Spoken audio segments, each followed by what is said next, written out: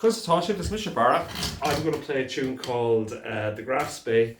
It's a big tune, and it's a tune that I associate with the playing of Micheál Downs. And Micheál Downs is an amazing fiddle player from Clare.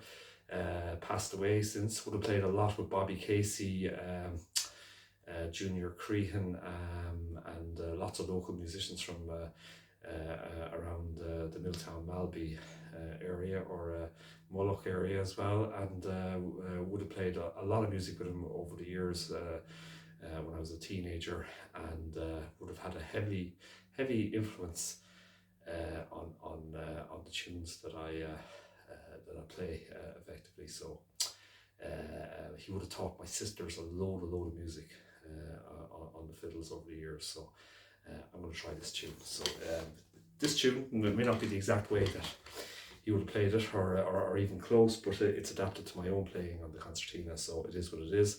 There's lots of should be easy enough to get the notation of this tune on the internet now. I have to say, the internet is an amazing tool for learning and sharing music. So there's loads of variations in this tune. So this is the graf spey.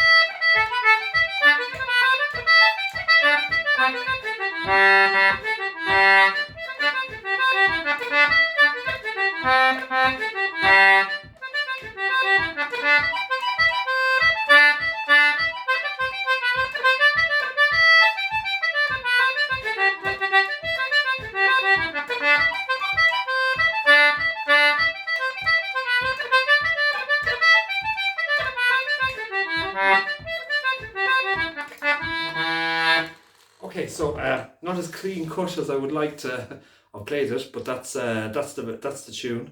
I'm not going to talk too much about the ornamentation on this. This is a big tune, so I'm just going to play very slowly. Maybe talk just a little bit, like say, some of the look, I've talked about ornamentation before. So you're using grace notes, double octave playing. You can use the air bellows to accentuate the rhythm. Put in pauses or space between the notes. You can lengthen notes. And then you've got rolls on that. One of the best. Know your concertina in terms of the layout. Have the finger dexterity to change between finger systems when playing tunes, because notes are duplicated, so that means you can, if some of the notes are awkward to play on the concertina, you can change it, and use another more appropriate note that's located in a different side, or a different row. So just know your concertina in terms of the layout of the notes, or where notes are, effectively, and then the ornamentation comes in after. The main thing is, obviously, is rhythm, the melody, and the ornamentation shouldn't be too heavy that it just takes over. They're just general points. It doesn't mean that I'm an expert or anything, or even close on that. I have a lot of experience playing, but I'm not. Again, I will always say this: I am not a teacher per se in Irish music or concertina. This is just a project of sharing tunes out there, and if it's useful, it's useful, and if it's not, it's not. It can be discarded. Again, and I suppose the other thing is just enjoy playing, enjoy the process of learning music, and then also develop your own style. Don't be afraid to make mistakes.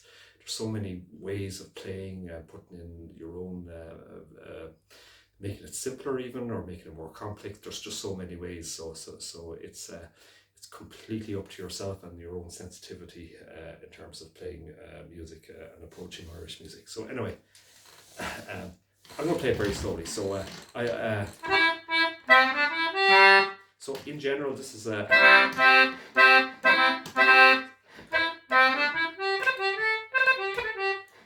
So I've got a grace note there on the E. So for example, so you can go. So I'll just play it slowly.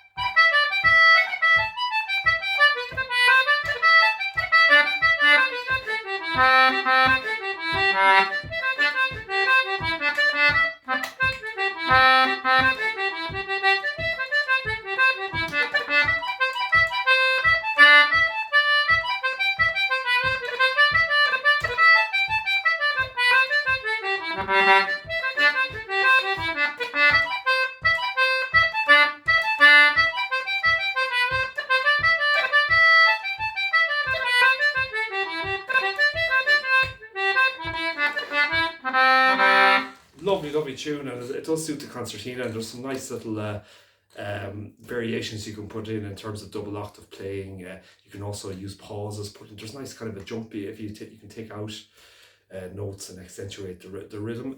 So look, some of the basic ornaments I'm using, like grace notes on the E, on the G, GCG. Grace notes on the C natural. I'm using C natural on the C on the press in the first part, which is C E C.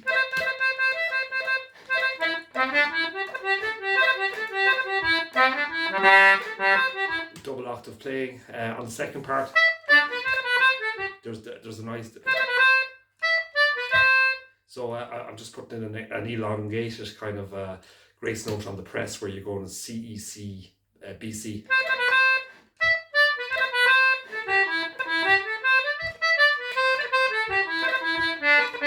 You kind of got one of those variation on the cran, on the D, on the pull, which is D, D, B, A, D.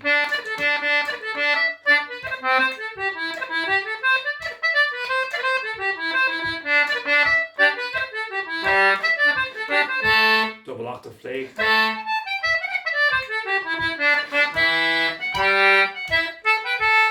More examples of double octave play.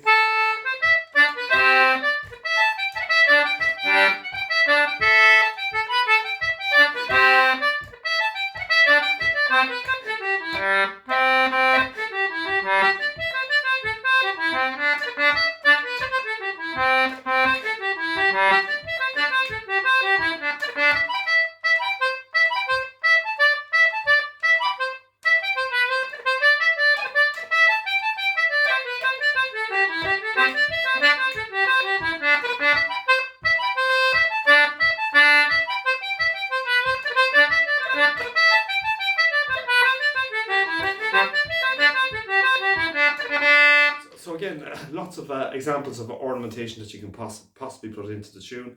Again, I'm going to play very, very slowly again. So this is a big, big tune, lots of parts, and it's a great, great tune, the graf spey. So I mean, in terms of ornamentation style, you can develop your own style on that.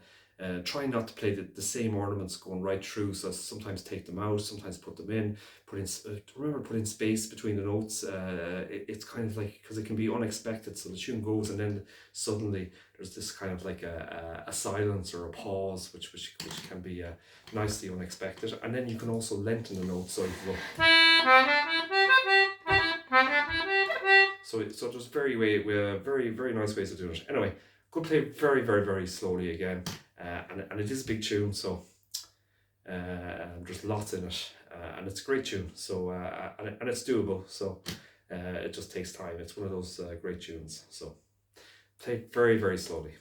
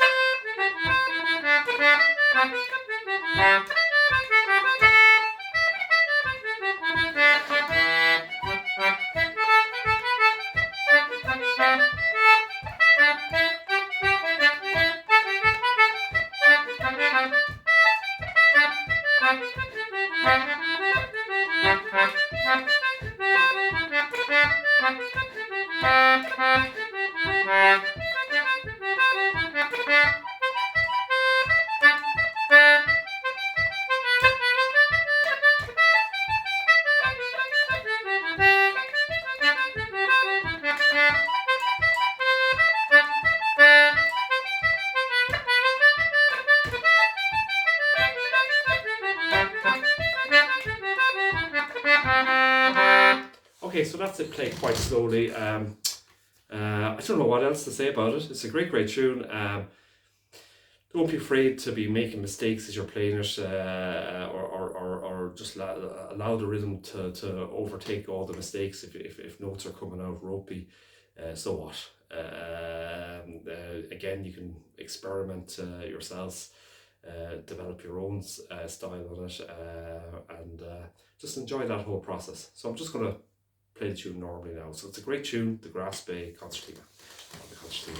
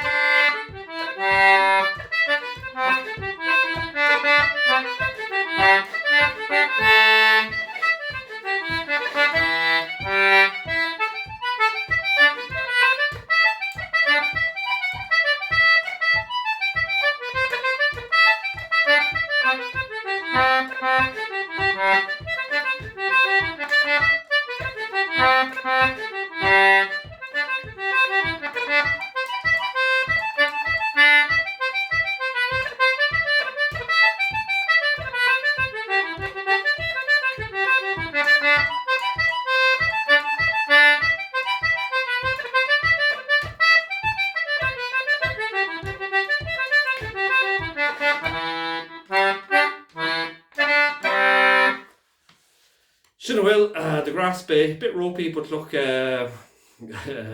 how bad? Just practice, make your mistakes, meld them into the melody, and keep at it. So will. Notes widely available on the should be available on the internet, and it's a beautiful tune. So the graf, spey.